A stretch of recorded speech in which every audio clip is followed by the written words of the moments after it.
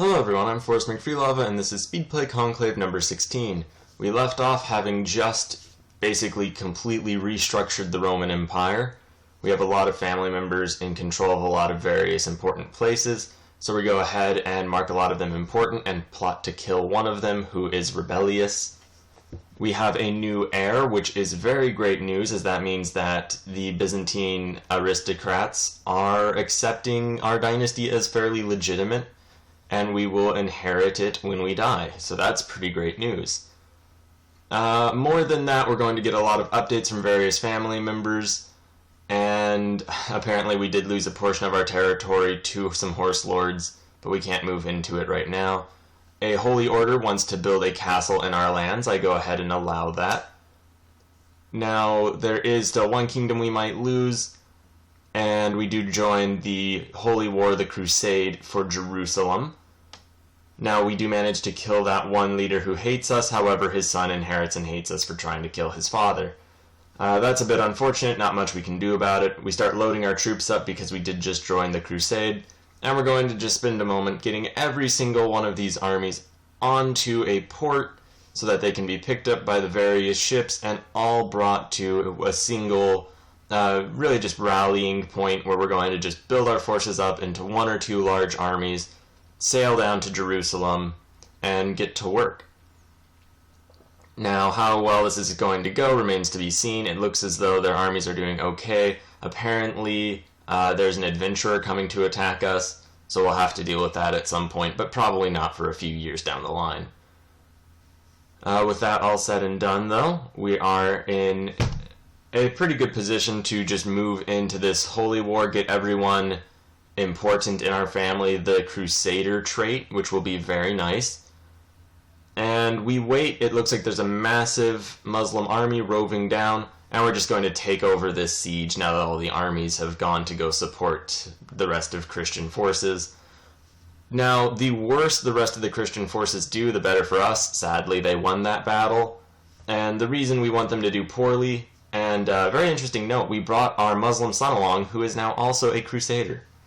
The reason we want them to do poorly is because we want to have the largest contribution, and we're nowhere near the largest contribution right now, and if the war goes well, we won't have enough time to get all the way up to the level of contribution we need to actually get Jerusalem.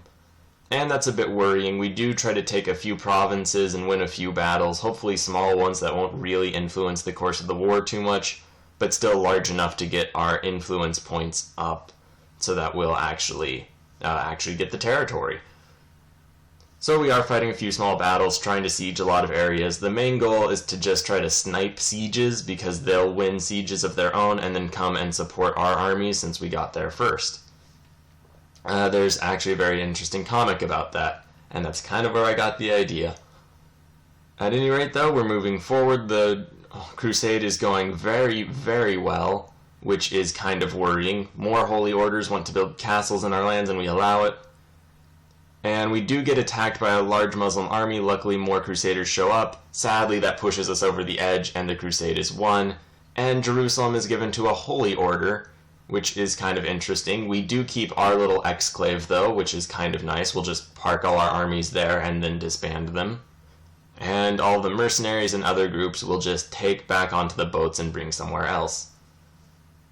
Now, with that all said and done, we do still have issues with just people within our own realm, as not all of our relatives have become Catholic yet, and we can't really expect them to for quite some time. We also do have a rebellion, and we can't ask people to convert until the rebellion is cleared up. Evidently there was a successful jihad going on at the same time, and now they have holy orders of their own. So the next holy war will probably be a bit more intense, and we'll actually probably see the entirety of it. Now, we do defeat those rebels, which is great news. It'll allow us to go ahead and hopefully start getting people in our family to convert. We go ahead and create an anti-pope as a way to, one, lower the authority of the Catholic Church, and two, we might be able to overthrow the papacy and get our own pope put in charge, which would give us a vassal pope and all of the amazing benefits from that. Until then, though, we're getting a bunch of pop-ups about various holy orders, as this is kind of the era it's in. We can't imprison any of our disloyal family members because no one in the council supports us, which is terribly tedious. And we try to pass reform, however, we can't get them to change their positions, which is also a bit of a problem. We do buy some favors from a few people, but that doesn't actually serve any function at all and doesn't help us really. So that's a bit unfortunate. We also have to wait for these people to show up. We disband our mercenaries in kind of an attempt to trick our vassals into rebelling. I forgot about the adventurer right as they landed, so that's a terribly unfortunate thing. Luckily, we can raise enough forces from the surrounding area to make up for that initial defeat of our cavalry. And we attempt to assassinate our Merchant Republic Sunni vassal dynasty member, just because he hates us and will always hate us, and his heir is Catholic, who will still hate us and always hate us, but also be Catholic about it. And we've defeated the initial force. There's a jihad for Jerusalem. We're not going to even bother defending that, because if they lose it, then that just opens the door for another crusade, which we can win. We're chasing down all of these adventurer armies. I realize that since I have Sunset Invasion on, there's going to be eventually a very annoying and tedious Aztec invasion that we'll have to chase down forever. So that's not entirely something I'm looking forward to. We do go ahead and grant the Kingdom of Bulgaria as a viceroyalty to our Wallachian family member. The main reason we're doing that is because we would have lost it on succession. Another adventure army lands. It's the same part, or it is a different part of the same force, and our character is now depressed, which is sad, but it opens up the door for us to commit suicide later on once we've gotten the succession worked out. As weird and terrible as that is to say, we do kill that one Muslim Merchant Republic dynasty member. Now it's a Catholic Merchant Republic dynasty member. Still hates us, but it doesn't matter that much. And hopefully we'll be able to win this battle fairly soon. It looks as though we are, and now we can hopefully make peace, and we can, which is great news. Once we'll have realm peace, we'll be able to start asking people to convert, which will hopefully go fairly straightforwardly. We have a 15-year-old son who we can ask to convert once he turns 16, and then give this new duchy that we've just gotten to him. That family member in southern Anatolia converts, and the other's a child. Everyone else kind of hates us too much to convert, which is a bit of a problem, and we do go ahead and change the educator for this kid so that he'll get a better trait moving on. Now, with that all said and done, the council still refuses to let us invade the papacy, which is annoying. The Muslims do win the jihad for Jerusalem, which is actually completely fine by me. We keep our little exclave, which is kind of fun, and it's going to make the endgame map still look weird, just continually. And, alright, with that all said and done, since we can't actually convince our council to let us declare any wars that we really need to, we're in kind of a bind. We do manage to get one of our kids to convert to Catholic, which is great. He was the one off in further East Anatolia. And with all of that, we still can't get anyone to support our reform efforts, which is a bit annoying, and we come across the luckiest thing we have in a while. Our Catholic Christian king who hates us wants to be in direct control over our Muslim crusader son who hates us even more. Now, if we give him control, then he'll become an eminently powerful vassal, which we do not want to happen. Or we could do nothing. Better yet, what we could do is give our son a claim on the kingdom and let them fight a civil war against one another, taking them out of any factions as they just try to beat each other up. We do the final one, hopefully bringing Spain into a civil war and making it their kind of problem until we can get enough forces to just defeat them both and bring them into the fold. So that's going to be nice. We'll hopefully destroy their little empires. Unfortunately, our Viceroy King vassal gets a rebellion against him, which is a problem. We get a rebellion against us. However, we've been kind of pressing for that to happen. Also, it's only in the Byzantine Empire, no one in Spain.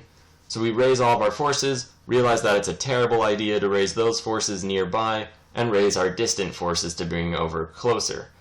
All of our forces in Thrace we bring up, and we're going to just try to pile everyone together in Constantinople, and hopefully defeat all of the enemy forces nearby. Alright, with all of that said and done, we do win the first battle. Unfortunately, there's a battle for Constantinople, and it looks like they're going to reinforce it fairly quickly. So we rush our forces over to defend, and now we're being attacked again. Now the battle is not going great, but we have reinforcements on the way. They lose their center, we attack, and there we go. We've won, we've captured one of them. We can bring the remainder of forces. We also raise more mercenaries just to be safe. We siege the Patriarch's holdings, which is great news. And now we'll just load everybody up into boats and sail them over to the rebellion's capital. Once we're there, we'll hopefully be able to just siege it out and end the rebellion in a moment.